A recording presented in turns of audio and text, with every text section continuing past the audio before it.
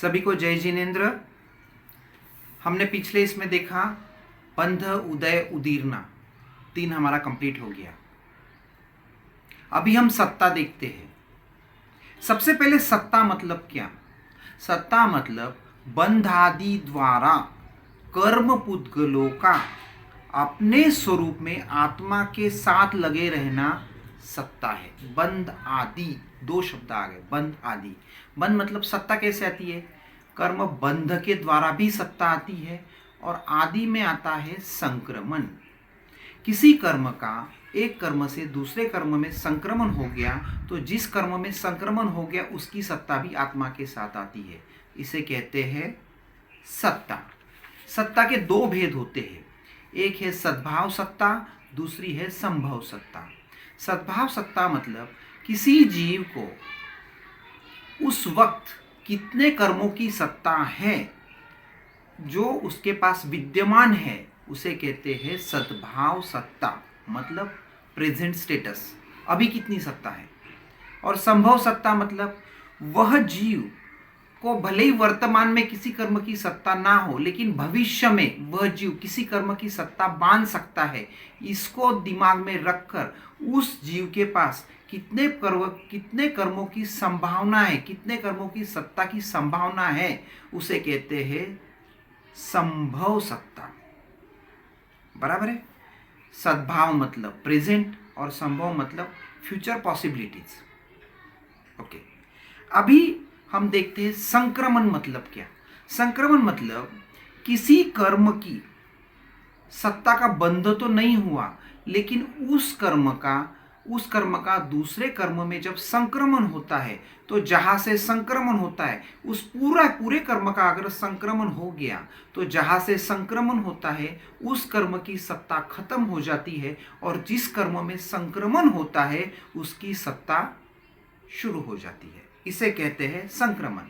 अभी संक्रमण मूल कर्म में नहीं होता। ज्ञानावर्णीय आदि जो 8 कर्म है उनका एक में संक्रमण नहीं होता, लेकिन उनकी उत्तर प्रकृतियों में संक्रमण होता है।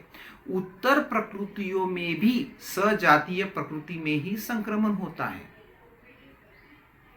जैसे जो सजातीय प्रकृति है, साताविदनीय, असाताविदनीय, इनका परस्पर संक्रमण होता है। अगली टर्मिनोलॉजी है विसंयोजना। विसंयोजना का मतलब है प्रकृति का क्षय हो जाने के बाद भी अन्य प्रकृति के उदय में या अन्य प्रकृति के उदय के सहकार से उस प्रकृति का पुनः बंध हो जाना, उसे कहते हैं विसंयोजना। विसंयोजना सिर्फ अनंतानुबंधी चतुष्क की ही होती है। जनरली क्या होता है, जिस कर्म प्रकृति का उदय होता है उसी कर्म प्रकृति का उदय में उस कर्म प्रकृति का बंध होता है। अभी यहाँ पे क्या होता है, किसी ने अनंतानुबंधी चतुष्क का पूरा क्षय कर दिया, लेकिन उसका जो निमित्त है, उसका निमित्त है मिथ्यात्व मोहनीय, उसका अगर क्षय नहीं हुआ तो मिथ्यात्व मोहनीय के उदय में अनंतानुबंधी चतुष्क का फिर से बंध हो सकता है, और इसे कहते हैं विसंयोजना। बाद में आता है सत्ता योग्य प्रकृति। सत्ता जैसे बंध योग्य 120, उदय उदीरना योग्य 122, सत्ता योग्य प्रकृति है 148, 148। पूरी जितनी कर्म की उत्तर प्रकृति है पूरी सत्ता योग्य है। कहीं कहीं पे 158 का भी वर्णन आता है। तो 158 क्या कब होगा? जब 5 बंधन की जगह पे 15 बंधन हो जाएंगे। ये भी हमने पहले ही देख लिया है। सामान्य रूप से संभव सत्ता की अपेक्षा से, रिपीट करता हूं, संभव सत्ता की अपेक्षा से पहले गुणस्थान से लेकर 11वें गुणस्थान तक दूसरा और तीसरा गुणस्थान छोड़ के 148 कर्म प्रकृति की सत्ता होती है। यह संभव सत्ता की अपेक्षा से। जो दूसरे और तीसरे गुणस्थान में 147 बताया, वो किस अपेक्षा से बताया? दूसरे और तीसरे गुणस्थान में जिन नाम की सत्ता नियमा नहीं होती है। अभी क्यों नहीं होती है? तो दूसरे और तीसरे गुणस्थान के जीवों के परिणाम जिन नाम के बांधने के योग्य ही नहीं होते हैं। एक, दूसरे और तीसरे गुण स्थान में बांधता नहीं है, और दूसरा कि भाई दूसरे कहीं पे बांध लिया और वहां पे पहुंच गया, तो जिन नाम कर्म को जिसने पहले बांध चुका है, जिसकी सत्ता में जिन नाम है, वह दूसरे और तीसरे गुण स्थान में आता भी नहीं है। इसीलिए दूसरे और तीसरे में सिर्फ 147 की सत्ता है। अभी देखते हैं सद्भाव सत्ता की अपेक्षा से। सद्भाव सत्ता की अपेक्षा से पहले गुणस्थान में 148 148 कर्म की सत्ता है। अभी हमको सवाल आएगा कि भाई पहले गुणस्थान में जो मिथ्यात्वी गुणस्थान है, यहाँ पे जिन नाम की सत्ता कैसे हो सकती है, या आहारक द्विक की सत्ता कैसे हो सकती है। तो इसको इस तरीके से समझते हैं। जीव ने पहले मिथ्यात्व अवस्था में नरकायु का बंध किया, उसके बाद उपशम या क्षयोपशम संकीत की प्राप्ति की। उस प्राप्ति के बाद निकाचित जिन नाम कर्म का उपार्जन किया। निकाचित जिन नाम कर्म का उपार्जन करने के बाद उसने नरकायु का तो बंध पहले ही कर लिया है, तो उसको नरकायु में जाना पड़ेगा।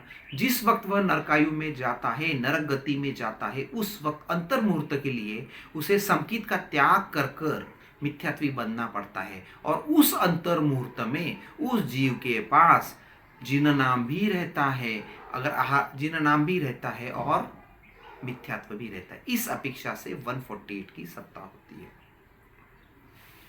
अभी 147 का तो मैंने ऑलरेडी आपको बताया कि जिन नाम नहीं होता दूसरे तीसरे गुण स्थान में। जिस जीव ने जिन नाम और आहारक द्विक दोनों का बंध किया है, वह जीव नियमा पहले गुण स्थान में नहीं जाता। तो मतलब हम जो 148 सत्ता का बता रहे हैं, वह एक जीव की अपेक्षा से पॉसिबल नहीं है, तो समुच्चय जीव की अपेक्षा से पॉसिबल है।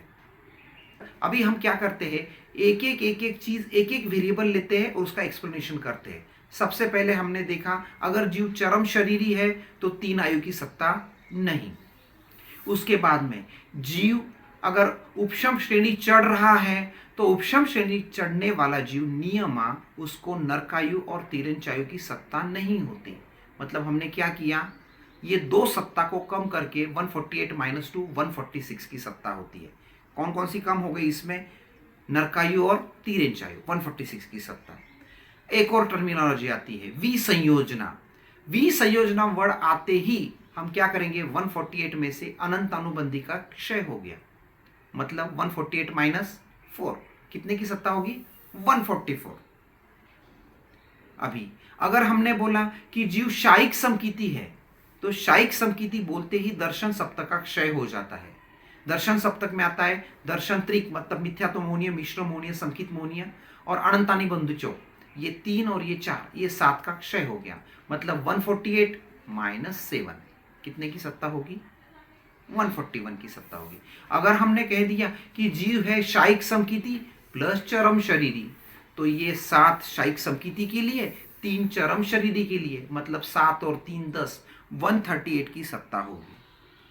तो इस तरीके से जो जो दिया है उस तरीके से हमको सत्ता कम करना है।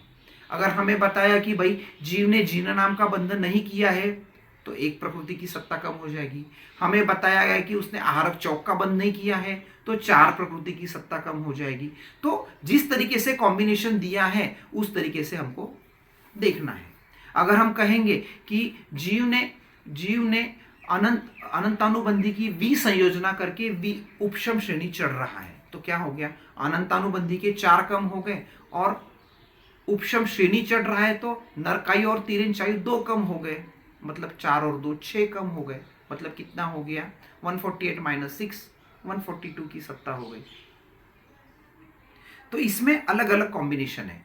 अभी जैसे हमने देखा कि जीव है चरम शरीरी, तो कितने की सत्ता हो गई, 145। अभी हम कहते हैं कि जीव ने विसंयोजना की है, सिर्फ विसंयोजना, तो क्या हो जाएगा, 148 - 4 144 की सत्ता।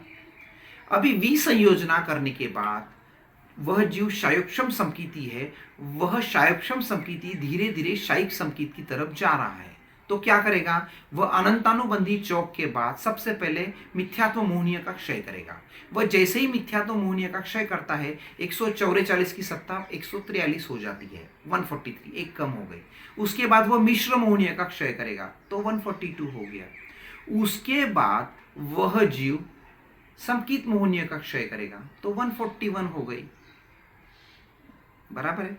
और जैसे ये 7 खत्म हो गए तो वह जीव क्षयक्षम समकित से क्षयिक समकिति में कन्वर्ट हो गया।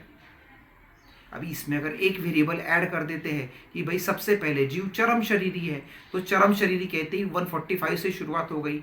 उसके बाद में अनंतानुबंधी की विसंयोजना बोला तो -4, 141 हो गया। उसके बाद में वो उसने मिथ्यात्व मोहनीय खत्म किया तो 140 हो गया। मिश्र मोहनीय खत्म किया तो 139 हो गया। उसके बाद ने समकित मोहनीय खत्म किया, मतलब शायिक समकिति हो गया, तो 138 हो गया। अभी इसमें अगर बताया कि उस जीव ने आहारक चौक का बंद नहीं किया तो उसको और 4 कम कर लेते हैं, 138 -4, 134।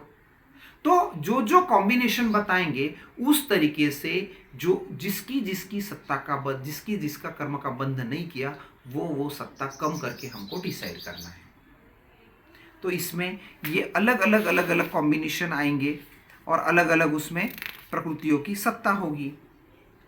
अभी जैसे हमने बोला कि जीव ने जीना नाम का भी बंध नहीं किया, आहारक चौक का भी बंध नहीं किया, जीव शायिक समकिति है प्लस जीव चरम शरीरी है। तो देखो पहले चरम शरीरी के 3 गए, शायिक समकिति के 7 गए, आहारक चौक के 4 गए, जीन नाम का 1 गया, तो जीव के पास 133 की सत्ता होगी।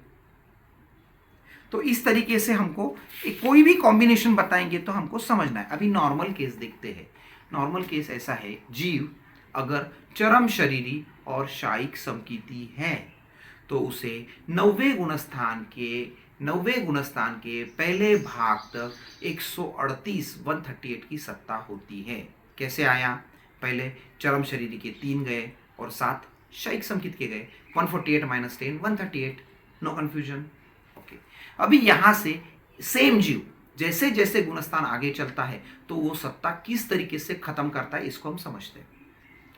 जीव 90वें गुणस्थान के पहले भाग से दूसरे भाग में जाते वक्त 16 कर्म प्रकृतियों का सत्ता विच्छेद कर देता है। अभी 16 प्रकृति हमको याद करनी है। 16 प्रकृति में सबसे पहले है जाति चौक, उसके बाद में है स्नानर्दी त्रिक, उसके बाद में है साधारण। ये 8 हो गए, जाति चौक, स्नानर्दी त्रिक और साधारण। 4 3 1 7 हो गया।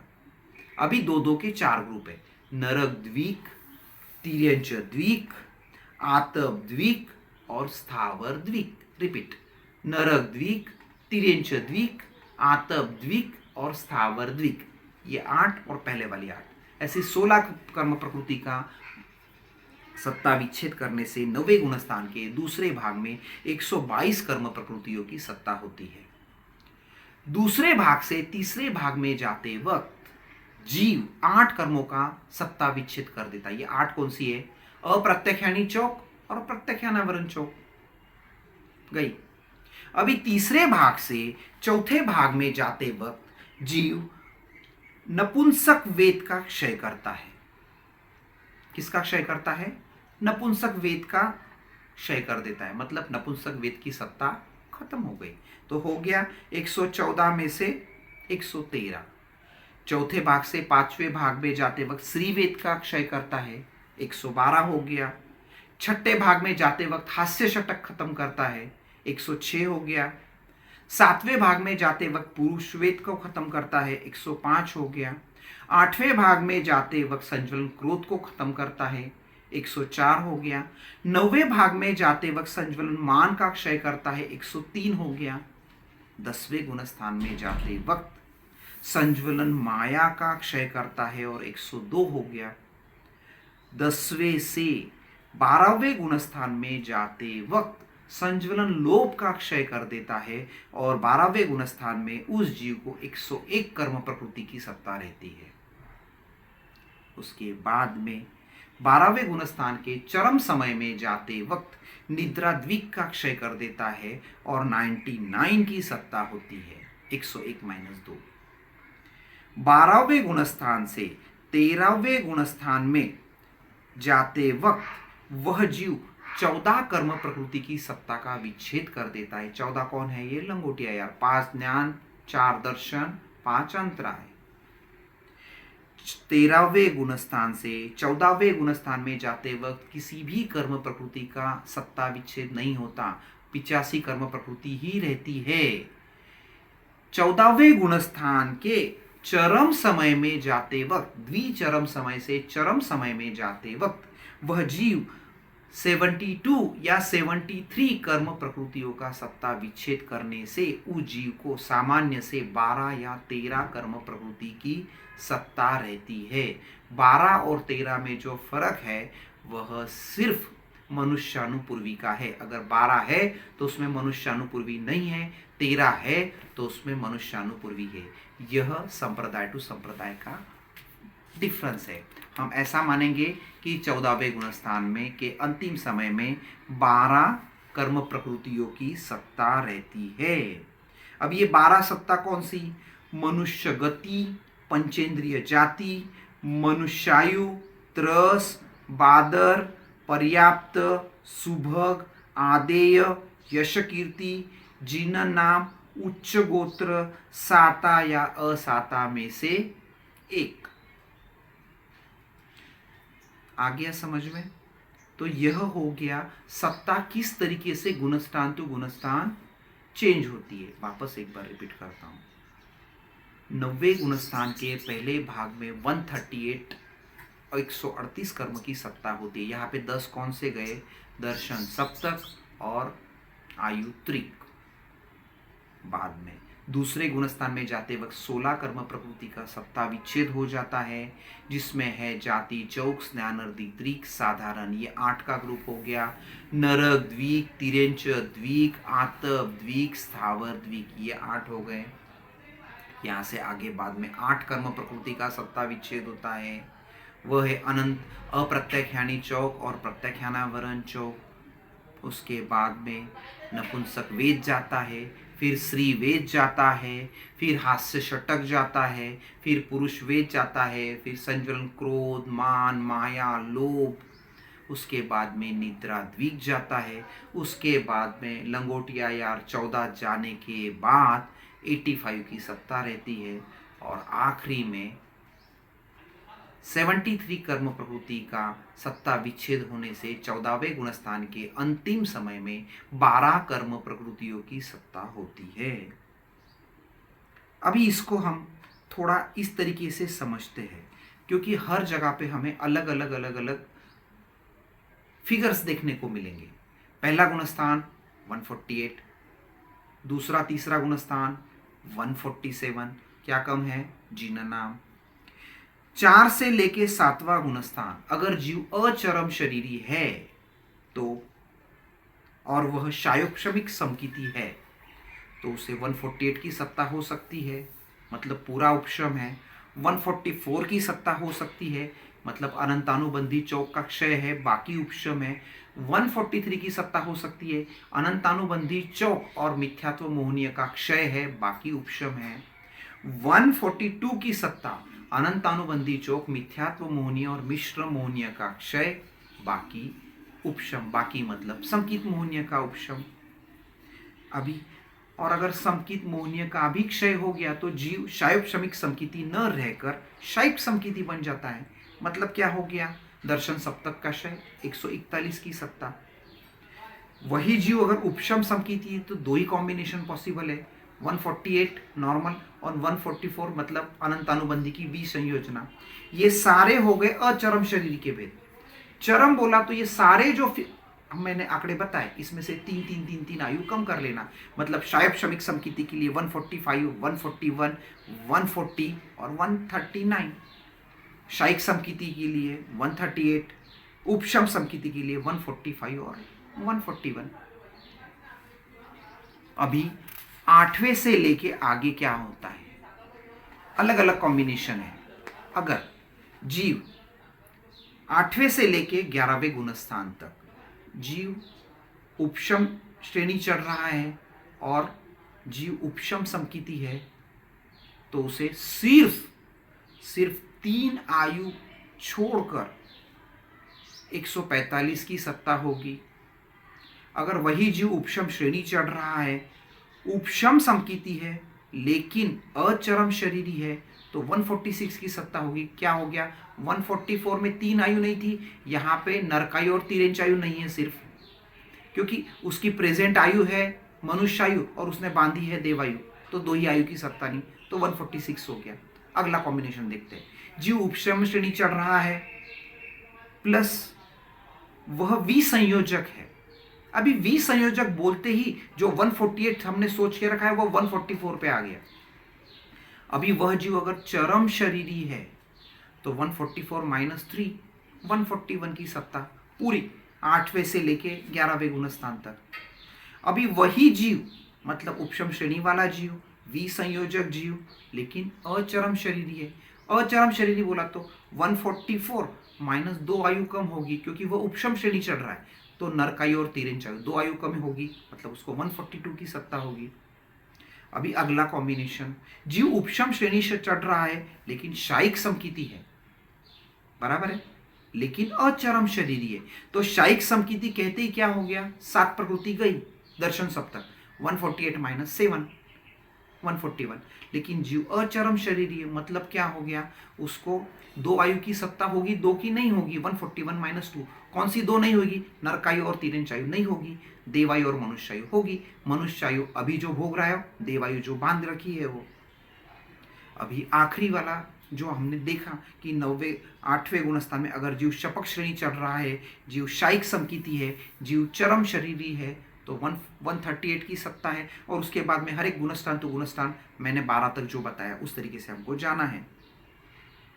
तो ये हो गया सत्ता। अभी सत्ता के बारे में हमें कुछ नियम जो मैंने पहले बताए वो हमको अच्छी तरह से याद करना है। तो यहाँ पे अपना सत्ता का प्रकरण समाप्त होता है। सभी को जय जिनेंद्र, धन्यवाद।